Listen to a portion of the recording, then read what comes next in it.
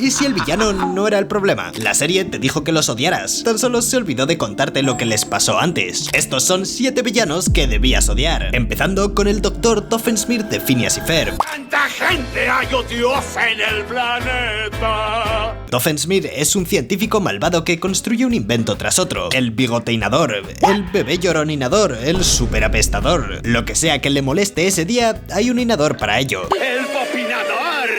¡Vanessa, por favor! Solo para que su enemigo, Perry el ornitorrincón, lo arruine todo, casi en cada episodio durante 4 temporadas completas. ¡Vaya! ¿No funcionó? Siendo honestos, más que un villano es un hombre al que deberían prohibirle la entrada a cualquier ferretería. Eso resolvería el 90% de los problemas del área limítrofe. Pero en la tercera temporada, la serie nos muestra el pasado de Doofenshmirtz, y es una de las historias más devastadoras de una muy mala infancia que cualquier serie jamás se hubiera atrevido a enseñar. ¿Dónde está mamá? No se presentó mi nacimiento. Cuando llegó al mundo, no había nadie a su lado. Las 2 personas responsables de su existencia decidieron que tenían cosas más importantes que hacer. A los 5 años tuvo que organizar su propia fiesta sorpresa en un restaurante, donde le quitaron su tarta de cumpleaños porque no llegaba al mínimo de 2 personas. 10 segundos después confiscaron el pastel. Imagínate no cumplir los requisitos mínimos para un simple pastel. No sé tú, pero yo jamás me recuperaría tras algo como eso. Pero Doofenshmirtz ha vivido cosas peores. Cuando embargaron el gnomo del jardín de su familia, su padre lo disfrazó como reemplazo y lo obligó a quedarse quieto en el jardín durante horas mientras los niños del pueblo jugaban a su alrededor. Cada vez que se movía, su padre gritaba: eso en alemán significa no te muevas. Su padre le dijo literalmente: ahora eres un objeto del jardín. No soy psicólogo, pero está claro que esto no puede aportar nada bueno a tu infancia. Después, la familia adoptó un perro y lo llamó Hijo Único, porque era como el hijo que nunca tuvieron. Hijo único se volvió un perro campeón. Por favor, que alguien le dé un abrazo a este hombre. Más tarde nació Roger. Sus padres esperaban una niña, así que su madre pasó meses tejiendo vestidos. El bebé resultó ser un niño, y como no podían tirar esa ropa, obligaron a Doof a ir vestido de niña delante de todos sus compañeros durante un año entero. Mientras tanto, Roger se convirtió en el favorito de su madre. Pero esto ni siquiera es lo peor que le pasó a Doofenshmirtz. Básicamente mis padres me desheretaron y fui criado por ocelotes. Tal vez mis padres haciéndome limpiar mi habitación no era para tanto, pero esto es lo que la serie esconde dentro de toda la comedia. Cada inador que construye apunta directamente a una herida concreta. Su hermano Roger recibió todo el amor y reconocimiento que él nunca tuvo. Roger siempre es su objetivo durante toda la serie. Perdió durante años en la feria de ciencias contra un volcán de bicarbonato. Lo cuenta con 40 años como si hubiera pasado ayer. Con un volcán de bicarbonato se rompió la noche. Su maldad no es mala, es solo un hombre intentando arreglar cosas que tendrían que haberse arreglado cuando era pequeño. Y eso resulta muy incómodo porque todos sabemos cómo se podría sentir. Pero después de todo lo que ha sufrido, él es un buen padre. Tal vez no seas mal papá de verdad.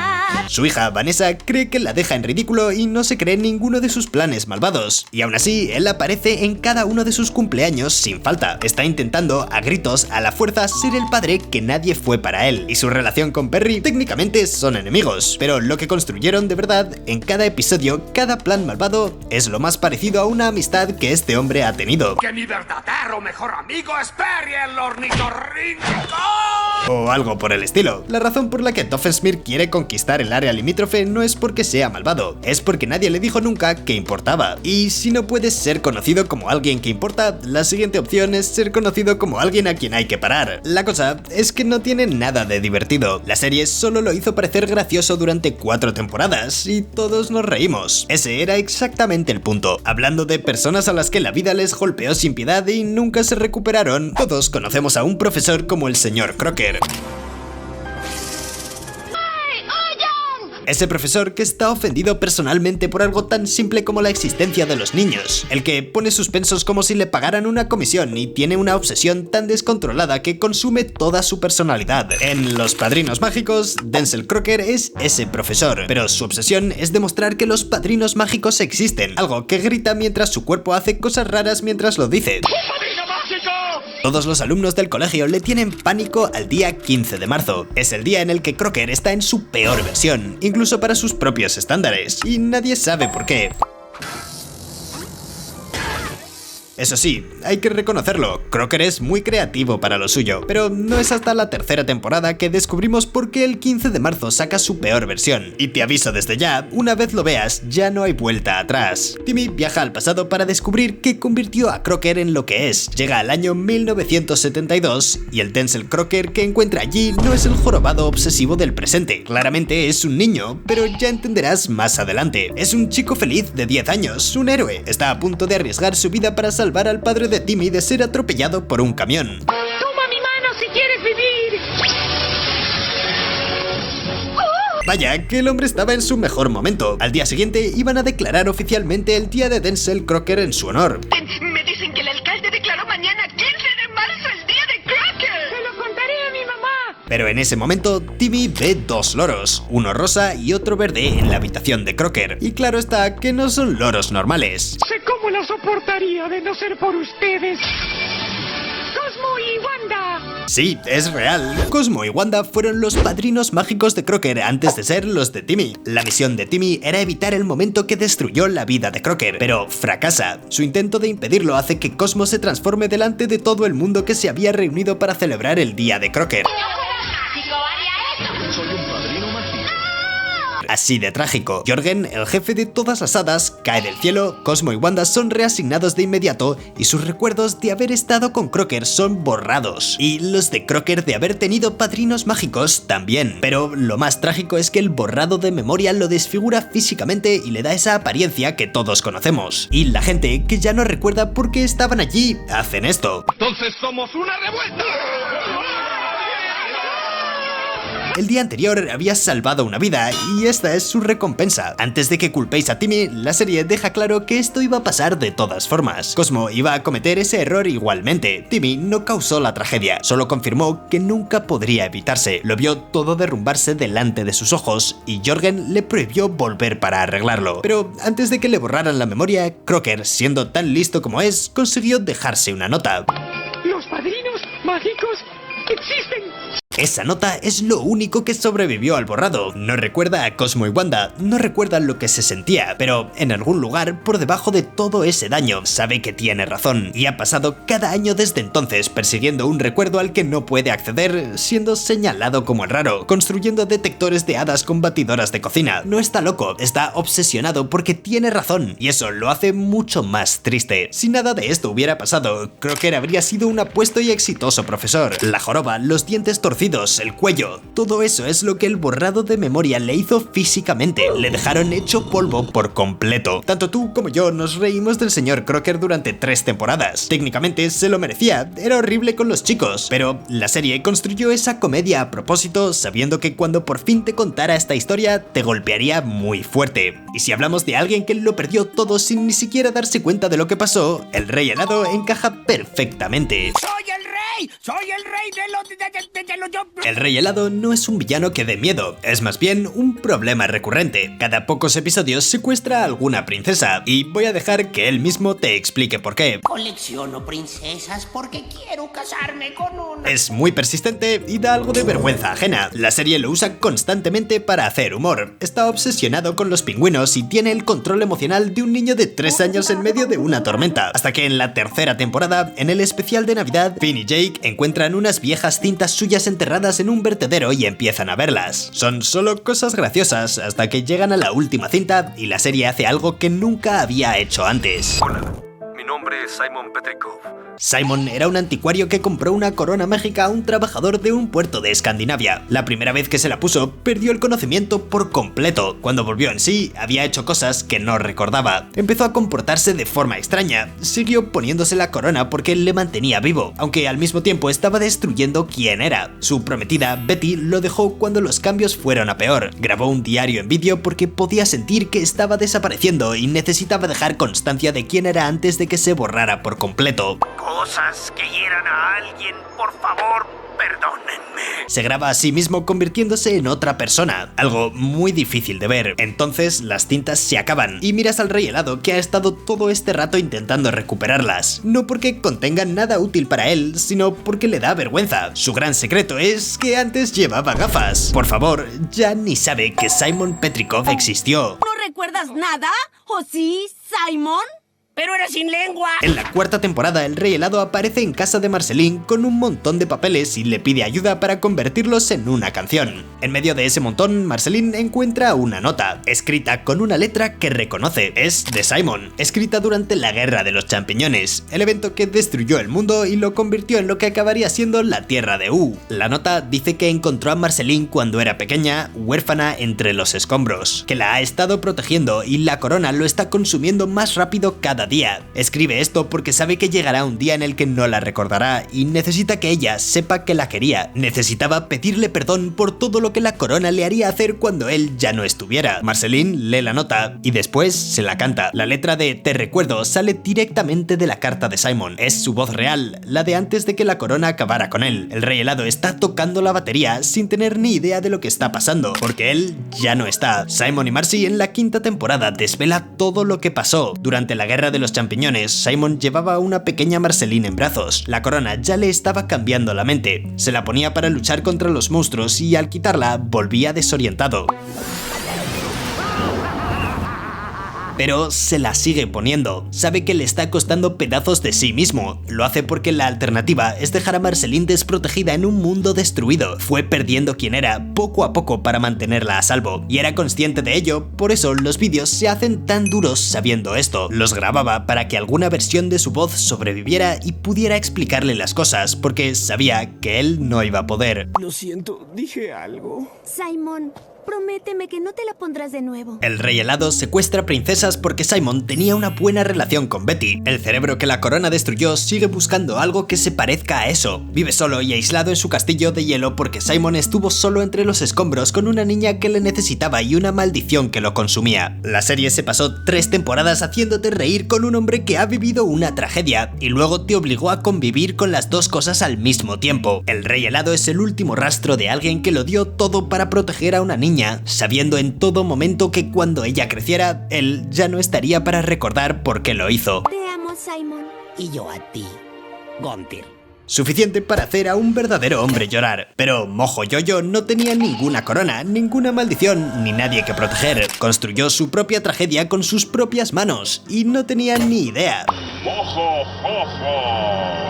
Es el villano principal de la ciudad. Cada semana aparece con un gran plan y las chicas superpoderosas aparecen para detenerlo. Acaba estrellado contra una pared, pero se ajusta el casco y ya está tramando el siguiente movimiento. Es la definición de inténtalo, inténtalo y vuelve a intentarlo. Si intentarlo de nuevo significa que 3 niñas de 5 años te destruyan los planes una y otra vez. El villano clásico de dibujos animados que es divertido verlo perder, hasta que la serie te cuenta quién era antes de todo esto. Son un grito desesperado que piden ayuda para un pequeño mono perdido. Su nombre era Jojo, el asistente del laboratorio del profesor Utonio, un chimpancé normal, caótico, destructivo, lo tiraba todo constantemente, pero no era malvado, era simplemente un mono en un laboratorio, lo cual es, siendo honestos, culpa del profesor. Éramos tan felices juntos. La noche en que se crearon las chicas superpoderosas, Jojo empujó al profesor hacia el contenedor de la sustancia X, lo que causó la creación a las chicas, pero también hizo algo más. Mi pequeño cerebro de simio empezó a mutar y a crecer. Eso explica por qué lleva esa cosa en la cabeza en cada episodio. Con todo lo que sabe hacer, podría haberse buscado algo mejor. En fin, la misma explosión creó tanto a las heroínas como al villano. Las chicas obtuvieron superpoderes y un padre que las adoró desde el primer momento. Jojo obtuvo superinteligencia, lo que no suena nada mal, hasta que te das cuenta de que esa inteligencia fue usada inmediatamente para comprender con total claridad que acababa de ser reemplazado. La misma habitación, la misma explosión, 2 resultados completamente distintos. Ese único detalle construyó todo el arco del personaje y le doy más vueltas de las que debería. Mis brillantes logros pasaban desapercibidos.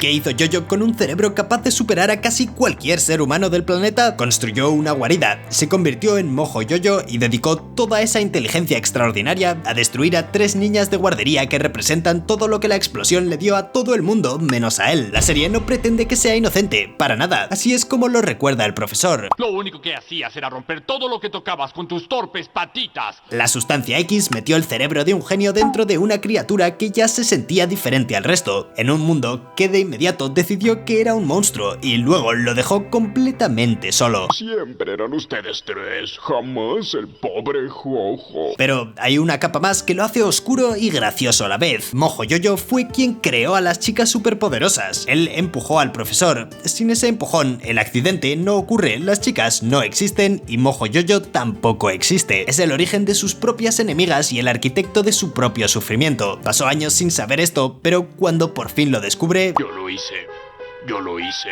Lo dejó totalmente traumado, al igual que le pasó a la siguiente villana, Azula de Avatar, la leyenda de Aang, cuyo padre le hace fuerte competencia al padre de Dove.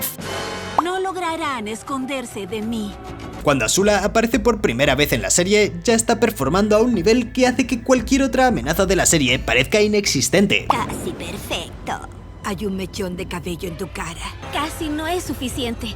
Conquista Ba Sing Se, una fortaleza que nunca había caído, no a la fuerza, sino infiltrándose en ella y convirtiendo a su propio ejército en su contra. Y por si fuera poco, casi mata a Aang. ¡Tienen que salir de aquí!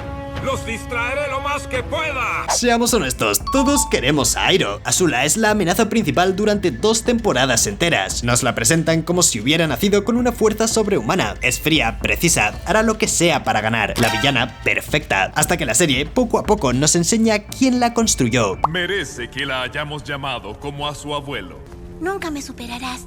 Ozai decidió por completo cómo sería la vida de sus 2 hijos. Zuko sería el fracasado, el débil, el emocional, el hijo al que habría que dañar y desterrar para dar una lección, pero Azula sería el arma perfecta, así que desde la infancia Ozai cultivó su crueldad, recompensó su perfeccionismo y la entrenó para ver las emociones como una debilidad y la dominación como el único lenguaje que valía la pena hablar. Su fuego azul, sus habilidades, todo eso se desarrolló bajo la instrucción y aprobación de su padre. No crió a una hija, fabricó un instrumento de guerra, y el instrumento funcionó exactamente como fue diseñado. Esa es la parte más aterradora. Lo que no entiendo es por qué. ¿Por qué lo hiciste? Conoces las consecuencias. Sus 2 compañeras más cercanas, Mei y Tai Li, están con ella no por amor o amistad, sino por miedo. Ella misma lo dice abiertamente, mantiene a la gente cerca a través de la intimidación. Cuando por fin dejan de tenerle miedo, en la roca hirviente en la 3ª temporada, y eligen proteger a Zuko antes que seguir siendo leales a ella, Azula no sabe cómo reaccionar. Nunca antes la habían elegido por encima de nada, solo había sido obedecida. Esa es toda la arquitectura de su mundo emocional, y fue construida así a propósito por su padre desde que era una niña. Nombrarte como el nuevo Señor del Fuego. ¿El Señor del Fuego, Azula? Después de la traición, todo se derrumba. Su padre le entrega el trono y luego se pone por encima de ella para ir a pelear a la batalla final él solo. Le dieron el poder y la descartaron al mismo tiempo. Y empieza a despedir a sirvientes por errores absurdos. Estás despedida. Deja este palacio de inmediato. También empieza a tener visiones de su madre, y aquí está lo importante sobre Ursa. Le tenía miedo a su propia hija, y Azula lo sabía. Pasó toda su infancia sabiendo que la persona que se suponía debía amarla incondicionalmente la miraba y veía algo malo, y no podía dejar de convertirse en aquello que su madre temía porque Ozai se aseguró de ello. No quería perderme la coronación de mi propia hija. No finjas estar orgullosa.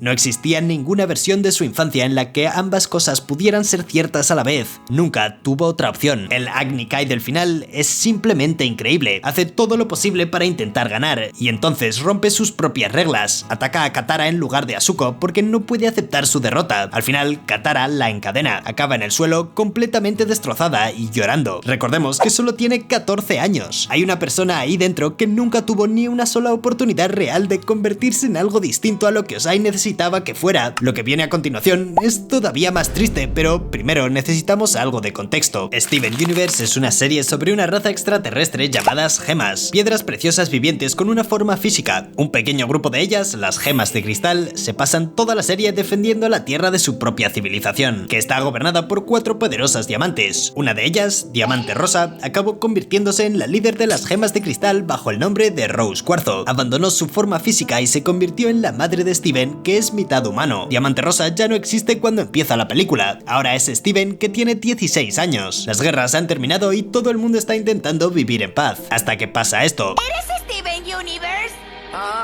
Sí.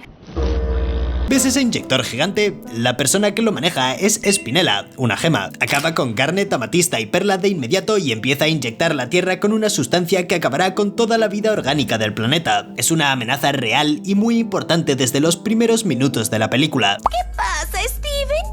¿Ya extrañas a tus amigas? En su primera aparición se nota que está furiosa, descontrolada y a la vez devastada. Nada más verla sabes que no será una villana normal y corriente, pero en la película te deja verla primero como una amenaza muy grave y ya entenderás más adelante por qué. Después de esto va al jardín de Diamante Rosa y empieza a contarle todo a Steven. Fue creada para ser la amiga de Diamante Rosa, diseñada específicamente para entretenerla, jugar con ella, ser su mejor amiga. Las dos pasaban el tiempo en ese enorme jardín jugando cada día. Y suena muy bonito. Dos personas que necesitaban compañía siendo felices juntas. Ya vas a ver, la pasarás muy bien.